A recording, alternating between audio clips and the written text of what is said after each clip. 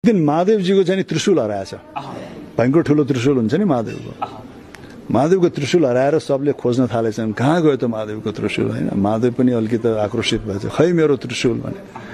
पछि एउटा मान्छे चाहिँ हस्याङ फस्याङ गर्दै आएर महादेवजी तपाईको त्रिशूल भेटियो भने, कहाँ छ त भने राजेश हमालले चाउमिन खान लगेको रहेछ। तिम्रो समाजमा विरोध भएन भने तिम्रो औचित्य नै रहँदैन। संसारमा जसको बढी गाली हुन्छ त्यो मान्छे खुसी रहन्छ। विरोधले मान्छेलाई सफल बनाउँछ। यस्तो आलोचना यस्तो छ नि, गाली त मेरो लागि त ताली। हेर्नुस्, सही समय आउँछ भनेर पर्खिन थाल्नु भयो भने तपाईँ पर्खेको पर्खे हुनुहुन्छ, त्यो समय कहिले आउँदैन। त्यसैले जुन समय छ नि तपाईसँग अहिले हो, त्यही समय तपाईँको सबैभन्दा उत्तम समय हो। सदुपयोग गरिहाल्नुहोस्। सबैको जय होस्।